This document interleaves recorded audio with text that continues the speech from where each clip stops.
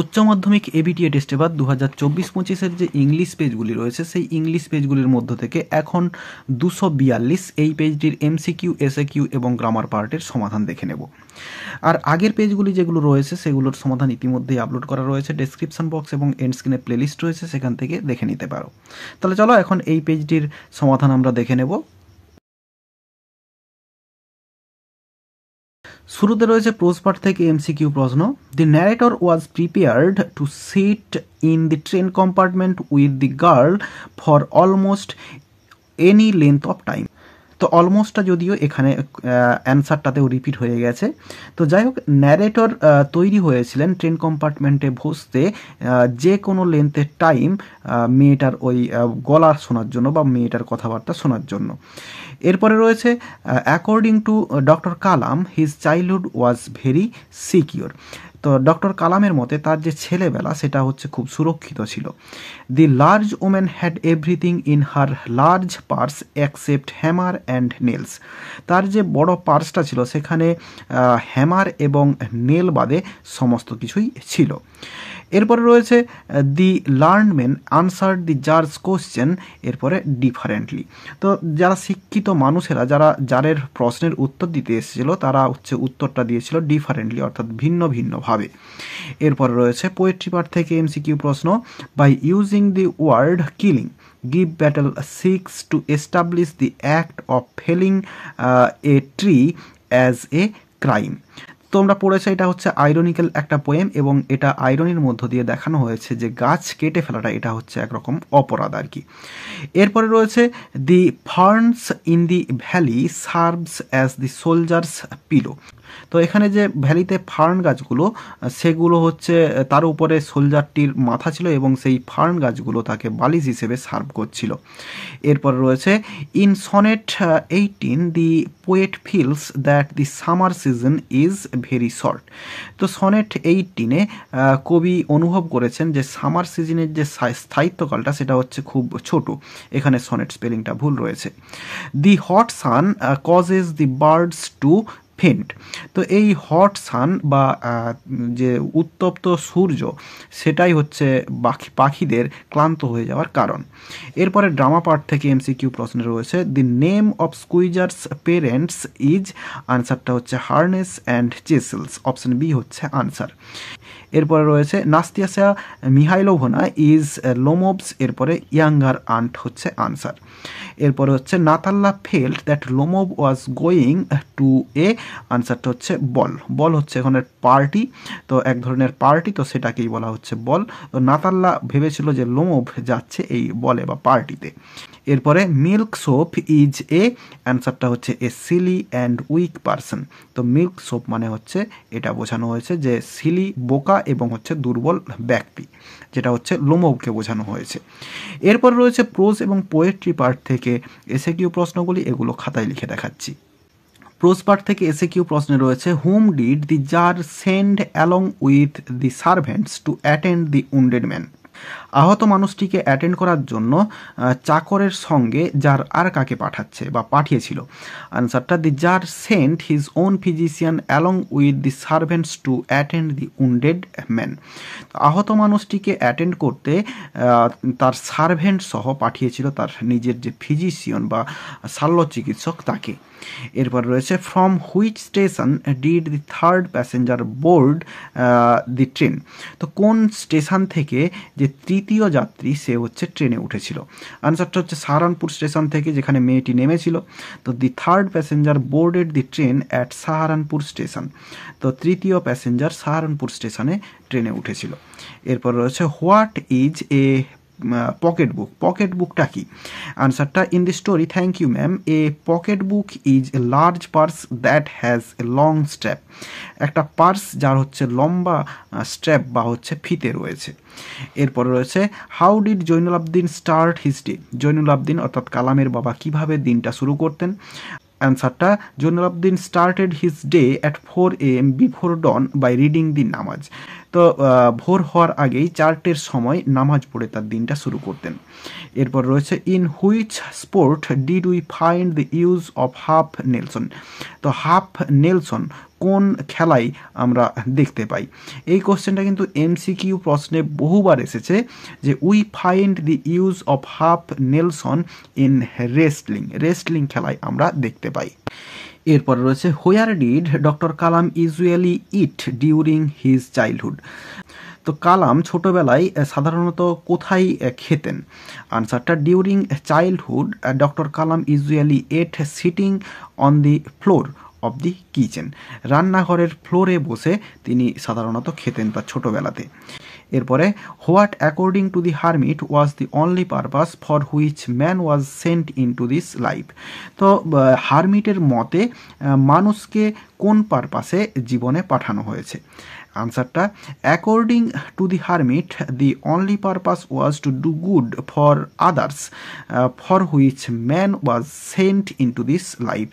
অন্যের ভালো কিছু করা, এটাই হচ্ছে গুরুত্বপূর্ণ বা হচ্ছে কেবলমাত্র একটা পারপাস যার জন্য আমাদেরকে এই পৃথিবীতে বা মানুষকে এই জীবনে পাঠানো হয়েছে।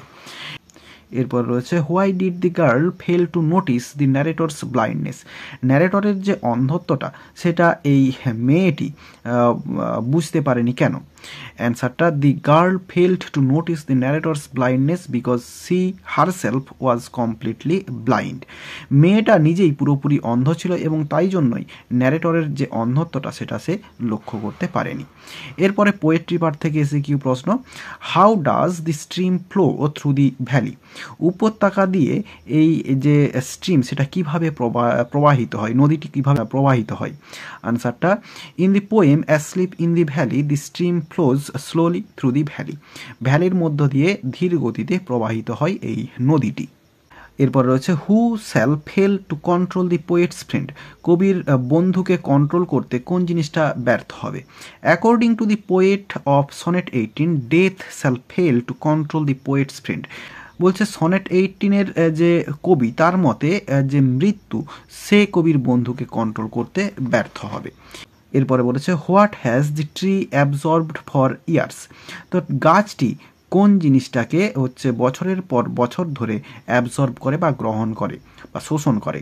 দি tree has absorbed sunlight, G H T হবে sunlight, air and water for years. বছরের পর বছর ধরে সানলাইট, এয়ার এবং ওয়াটারটাকে অ্যাবজর্ব করে। এরপর রয়েছে where does the গ্রাসহপার rest when he is tired out with fun? তো যখন আনন্দ করে করে ক্লান্ত হয়ে পড়ে তখন গ্রাসহপার কোথায় বিশ্রাম নেয়? আনসারটা the grasshopper rests beneath some pleasant weed when he is tired out with fun. যখন মজা করে করে ক্লান্ত হয়ে যায় তখন গ্রাসহপার মনোরম বা সুন্দর আগাছার নিচে হচ্ছে বিশ্রাম নেয়। এরপর রয়েছে what has to be exposed in order to kill a tree? একটি গাছকে মারতে কোন জিনিসটাকে এক্সপোজ বা তুলতে হবে বা বের করতে হবে? এক্সপোজ বানানটা ভুল রয়েছে। In order to kill a tree the root of the tree has to be exposed. গাছের যে শিকড় সেটাকেই হচ্ছে তুলে বের করতে হবে একটি গাছকে মারতে। এরপর রয়েছে why do the humming insects fail to disturb the young soldiers rest? তো বলছে এই যে হামিং ইনসেক্টস গুঞ্জনরত যে পতঙ্গগুলি সেগুলি ব্যর্থ হয় কেন এই হচ্ছে সোলজারের যে রেস্ট বিশ্রাম সেটাকে ডিস্টার্ব করতে?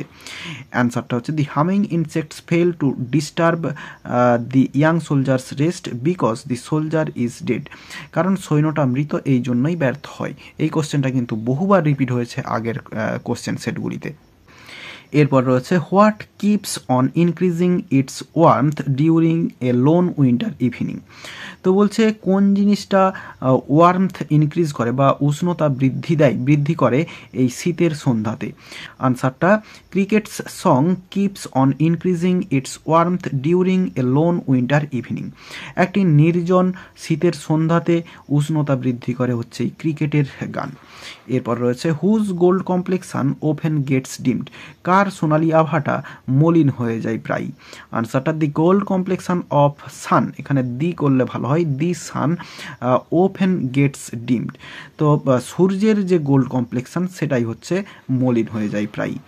এরপরে 244 পেজে রয়েছে গ্রামার পার্টটি, আমরা এটিও একসঙ্গে দেখে নেব। His answer filled me with a strange energy and enthusiasm, voice change করতে দেওয়া রয়েছে। তাহলে এখানে এই যে অবজেক্ট মি রয়েছে এটাকে সাবজেক্ট হিসেবে নিয়ে আসবো, আই হয়ে যাবে। পাস্ট টেন্সে থাকার জন্য আয়ের পরে বি ভার্ব বসবে ওয়াজ এবং ফিল্ডে থার্ড ফর্ম বসবে।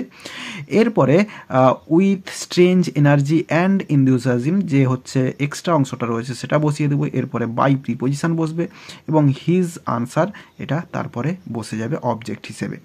তাহলে I was filled with strange energy and enthusiasm by his answer. এরপর রয়েছে we will soon be at your station I said, narration change করতে দিয়েছে এবং এই ন্যারেশন চেঞ্জটা অনেকবার রিপিট হয়েছে আগের পেজগুলোতে। আনসারটা হবে I said that we should soon be at her station. এরপর রয়েছে the tsar was very glad to have made peace with his enemy so easily, splitting করতে দেওয়া রয়েছে। তো আমরা প্রথমে করব the tsar made peace with his enemy very easily, এরপরে সেন্টেন্স করব হি ওয়াজ ভেরি গ্ল্যাড। এরপর রয়েছে it takes much time to kill a tree, noun form করতে হবে এই কিলটাকে। তো অ্যান্সারটা করব ইট takes much time for the trees killing. এইটাতে যদিও আমার একটু সন্দেহ রয়েছে, যদি অন্য কোনো আনসার হয়ে থাকে আমাকে কমেন্ট বক্সে কমেন্ট করে জানিও। এরপর রয়েছে I am the most unhappy of men, এটা হচ্ছে পজিটিভ ডিগ্রি করতে দেওয়া রয়েছে। এই কোশ্চেনটা কিন্তু আগের পেজ সহ বিভিন্ন পেজে মানে অনেক পেজগুলিতে রিপিট হয়েছে এই ডিগ্রিটা। তাহলে অ্যান্সারটা হবে no other man is so unhappy as I. এরপর রয়েছে last grammar he did not want to be mistrusted now, affirmative sentence করতে দেওয়া রয়েছে he wanted to be trusted now. এরপরে গ্রামার পার্টে আর্টিকেল প্রিপোজিশন রয়েছে বিয়ের দাগে এবং এটি রয়েছে দি আইস হ্যাবিট থেকে, এবং তারপরে এরর কারেকশানটি রয়েছে সনেট 18 থেকে। এগুলো বই থেকে তোমরা পেয়ে যাবে। আর এরই সঙ্গে সঙ্গে এই পেজটির এমসিকিউ, এসএকিউ এবং গ্রামার পার্টের সমাধান দেওয়া হয়ে গেল। আশা করি বোঝাতে পারলাম। ভিডিওটি ভালো লেগে থাকলে একটি লাইক করো এবং বন্ধুদের মধ্যে শেয়ার করো, এবং আমার এই চ্যানেলে নতুন হলে চ্যানেলটি সাবস্ক্রাইব করে পাশে থাকা বেল আইকনটি প্রেস করো পরের ভিডিওগুলি সবার আগে পাওয়ার জন্য। এই ভিডিওতে এতটাই দেখাবে, নেক্সট ভিডিওতে ভালো থাকো সবাই, ধন্যবাদ।